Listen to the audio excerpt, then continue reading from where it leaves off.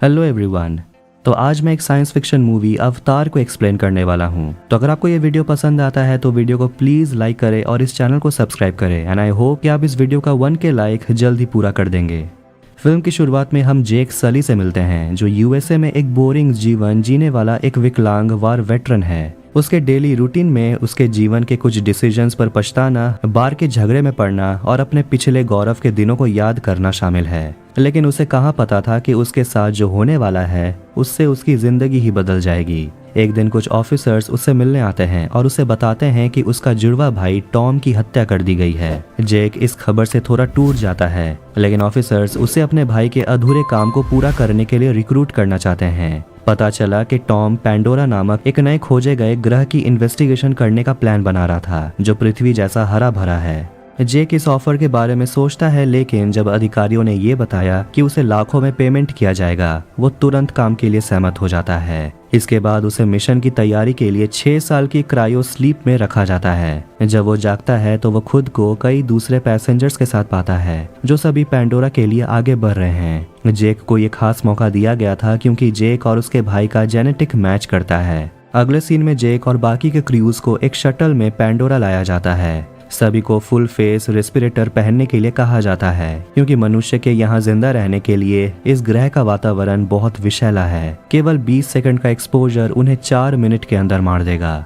Pandora पर उतरने के बाद जेक तुरंत एक मिलिट्री ब्रीफिंग में जाता है, जहां कर्नल, माइल्स, स्क्वार्च, सोल्जर्स और कई नागरिकों से बात कर रहे होते हैं। वो उन्हें पैंडोरा के मूल लोगों यानी कि नावी के बारे में बताते हैं और आगे कहते हैं कि अगर वो यहाँ जिंदा रहना चाहते हैं तो उन्हें यहाँ के कानूनों का पालन करना होगा। बाद में जेक एक रिसर्च फैसिलिटी में जाता है, जहां वो बायोलॉजिस्ट नॉर्म स्पेलमैन से मिलता है, जो उसे अपना अवतार दिखाता है। बताया जाता है कि जब कोई इंसान अपने अवतार से कनेक्ट होता है तो वो पैंडोरा के ग्रह के लोगों से मिल सकते हैं और नावीज की तरह काम कर सकते हैं, और ये अवतार एक जेनेटिकली इंजीनियर्ड नावी हाइब्रिड है। इसके बाद जैसे ही जेक और नॉर्म साइंस डिपार्टमेंट में जाते हैं, प्रोग्राम की science lead doctor grace Augustine एक विशेष रूप से निर्मित पॉड में जागती है, जो उसे अवतार से जोड़ती है। नॉर्म उसे जेक से मिलवाने की कोशिश करता है, लेकिन वो गुस्से में लगती है और कमरे से बाहर चली जाती है। ग्रेस तब बेस कमांडर और रिसोर्स डेवलपमेंट एडमिनिस्ट्रेशन यानी कि RDA के प्रतिनिधि पार्कर सेल्फ्रिज से बात करती है। RDA एक कंपनी है जो सभी सेना और कॉलोनी में तैनात दूसरे कर्मचारी के इंचार्ज हैं। वो पार्कर को समझाने की कोशिश करती है कि जेक बिल्कुल बेकार है, क्योंकि उसके पैर तो वैसे भी काम नहीं करते और उल्टा वो साइंटिस्ट भी नहीं है। हालांकि पार्कर ये कहकर जवाब देता है कि जेक एकमात्र ऐसा इंसान है जिसके पास उसके भाई टॉम की तरह जीन है, जो उसके अवतार को ट्रिगर करने में जरूरी है। अगली सुबह जेक और नॉर्म वापस लैब में अपने अवतारों से कनेक्ट होते हैं। इसके तुरंत बाद जेक का अवतार एक अलग कमरे में जागता है, पर वो अपने पैरों को हिला सकता है और वो घूम भी सकता है। ये कुछ ऐसा है जो वो सालों से नहीं कर सकता था। खुश होकर वो अपने डॉक्टर्स की बात नहीं मानता और रिक्रिएशन एरिया में भाग जाता है, जहां कई दूसरे अवतार खेल रहे होते हैं। बाद में जब जेक का अवतार सोता है तो लिंक टूट जाता है और वो अपने मानव रूप में जाग जाता है। अब वो कर्नल से मिलता है और जेक इस ग्रह पर उनकी यात्रा के असली मकसद के बारे में पूछता है, और कर्नल उसे सच्चाई से रूबरू कराता है कि नावी लोग जिस समुदाय में रहते हैं उनमें सबसे अच्छी और सबसे बड़ी अनऑब्टेनियम चट्टानें पाई जाती हैं, जिसकी पृथ्वी में कीमत बिलियंस में है। लेकिन जबकि नावी ये नहीं चाहेंगे कि इंसान उसके साथ रहे, इसीलिए जेक को किसी तरह उन्हें वहाँ से हटने के लिए राजी करना होगा। कर्नल कहता है कि जेक के पास नावी लोगों के साथ पूरी तरह घुलने मिलने और उन्हें दूसरे घर खोजने के लिए राजी करने के लिए सिर्फ 3 महीना है, और अगर ये मिशन सफल होता है जेक को बदले में उसके लिए नए पैर दिए जाएंगे, जिससे वो चल पाएगा। हालांकि 3 महीने के अंत में अगर पैंडोरा के लोग अभी भी उस जगह से नहीं हटते हैं तो एक मिलिट्री टीम तैनात किया जाएगा, जो पैंडोरा से नावी को मिटा देंगे। अगले दिन जेक अपने अवतार से जुड़ता है। ग्रेस, नॉर्म और कुछ दूसरे लोगों के साथ पैंडोरा की सतह पर वो उड़ते हैं। जल्दी वो एक जगह पर उतरते हैं और पेड़ पौधों के नमूने इकट्ठा करना शुरू करते हैं, लेकिन जेक यहाँ बहुत नया है, इसलिए वो ये सब देखकर बहुत कंफ्यूज्ड हो जाता है। तभी एक अजीब जानवर जिसे थैनेटर कहते हैं, जो एक पैंथर जैसा दिखता है, वो पीछे से आता है और जेक का पीछा करता है, और वो जेक को उसके साथियों से अलग कर देता है।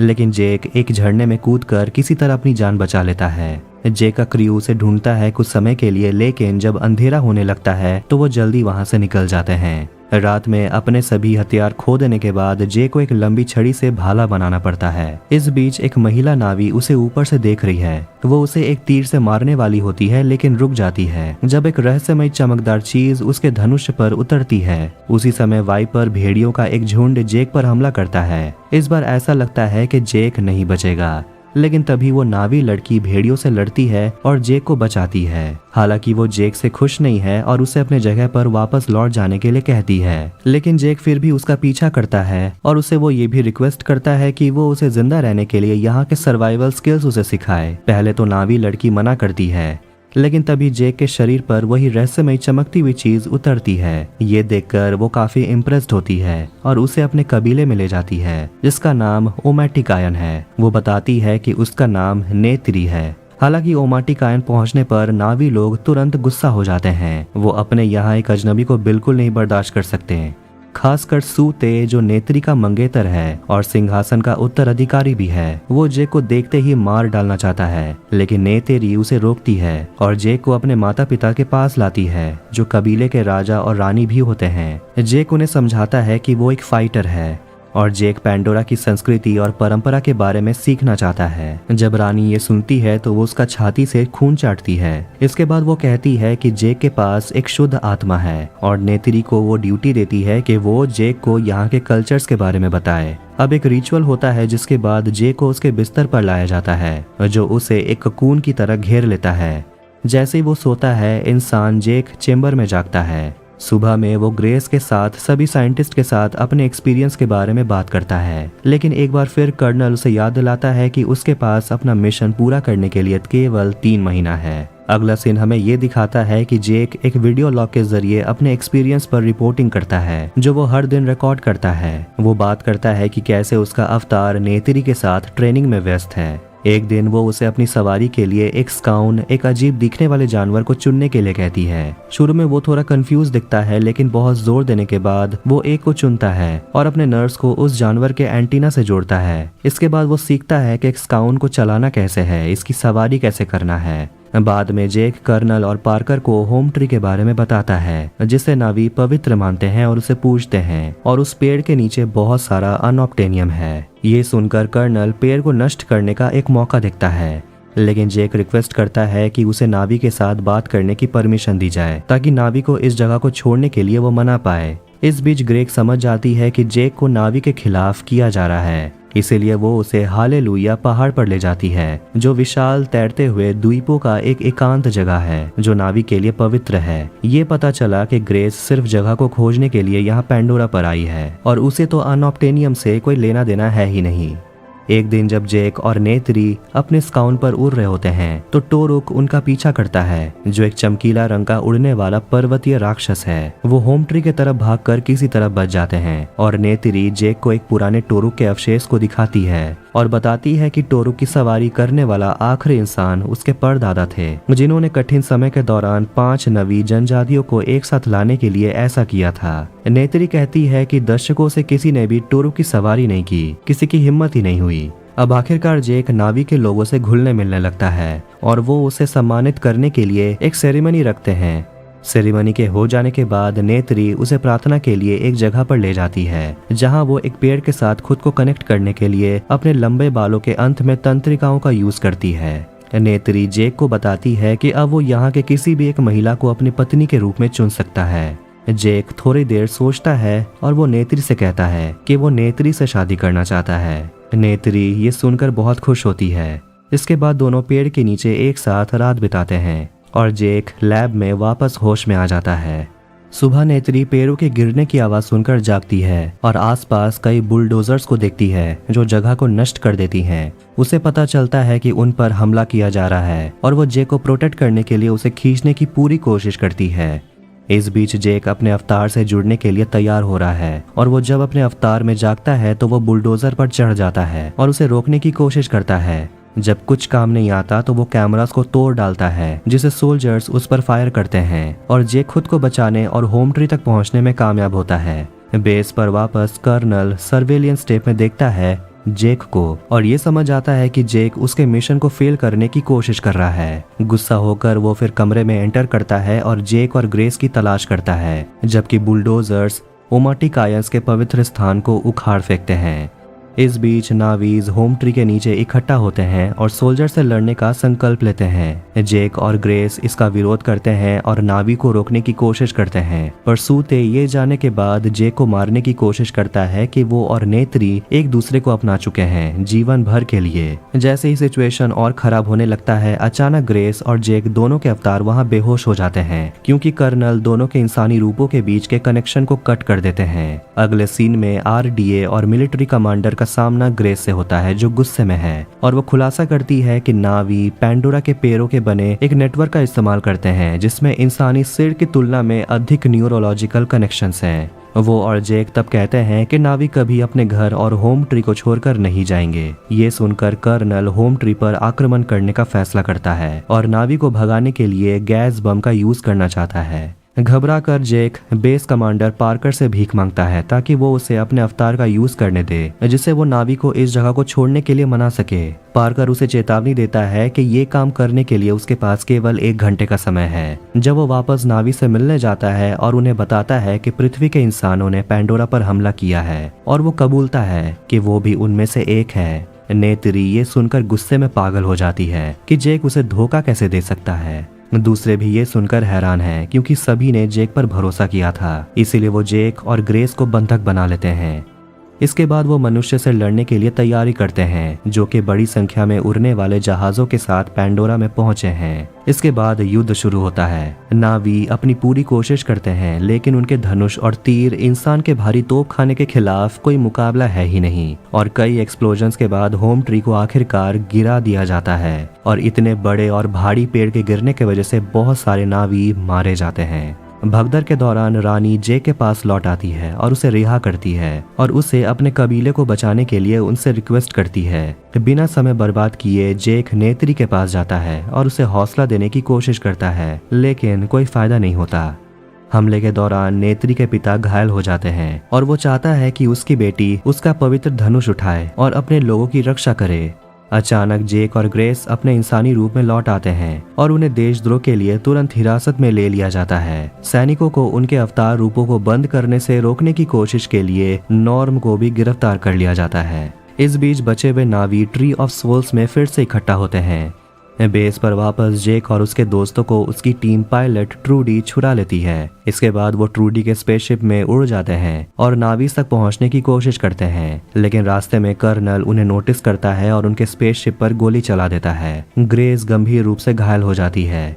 थोड़ी देर के बाद सभी तैरते हुए पहाड़ों पर पहुंचते हैं, जहां जेक एक पॉड के अंदर जाता है और अपने अवतार रूप में जागता है, ये जानते हुए कि नावीज उसे स्वीकार नहीं करेंगे। फिर वो अपने स्काउट के साथ टोरू का पता लगाने के लिए मिशन पर जाता है। उसका प्लान सिंपल है, लेकिन इसमें उसकी जान भी जा सकती है। जेक फिर धीरे धीरे खतरनाक टोरू के पास जाता है और उसके पीठ पर वो कूद जाता है। फिर एक ओमाटिकायन रिचुअल के बाद हम जेक को टोरू की सवारी करते हुए ट्री ऑफ सोल्स पर जाते हुए देखते हैं। ये सभी नावीज को चौंका देता है और अब वो जेक का सम्मान के साथ उसका स्वागत करते हैं। इसके बाद जेक सूते से पूछता है कि उसे इंसानी सेना से लड़ने में मदद चाहिए और सूते उसकी मदद करने के लिए मान जाता है। नावीस को अपनी तरफ करने के बाद जेक अपनी घायल दोस्त ग्रेस को बचाने के लिए क्वीन से मदद मांगता है, लेकिन उनके सभी कोशिशों के बावजूद ग्रेस अपनी चोटों के कारण दम तोड़ देती है। इससे जेक बहुत गुस्सा हो जाता है और वो नावीस को एकजुट होकर इंसान से लड़ने के लिए हिम्मत देता है, और दिन के खत्म होते ही वो लगभग 2000 और नावीस इकट्ठा हो जाते हैं।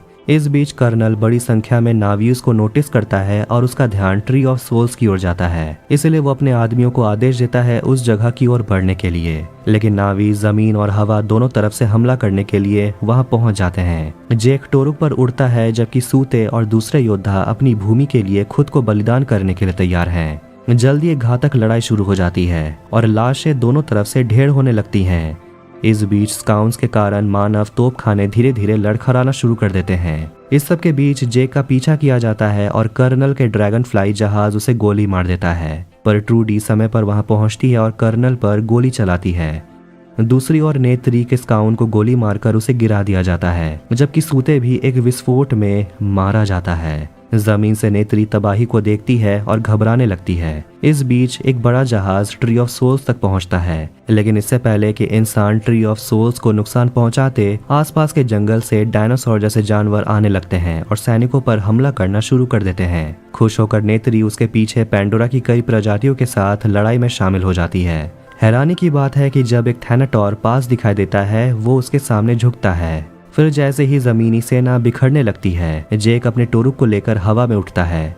फिर वो जहाज पर ग्रेनेड फेंकता है, जिससे जहाज ट्री ऑफ सोल से दूर क्रैश हो जाता है। जेक कर्नल के स्पेसशिप को भी ब्लास्ट कर देता है, लेकिन ब्लास्ट होने से पहले कर्नल AMP सूट की मदद से बच निकलता है। कर्नल ग्रेस के कैंप में पहुंचता है और वो जेक के अवतार पॉड को बंद करने की कोशिश करता है, लेकिन उसी समय नेत्री से लिंक्ड थैनेटर कर्नल पर हमला करता है, लेकिन कर्नल उस क्रिएचर को मार देता है और नेत्री उस क्रिएचर के नीचे ही फंस जाती है। पर इससे पहले वो नेत्री को मारता वहां जेक आता है।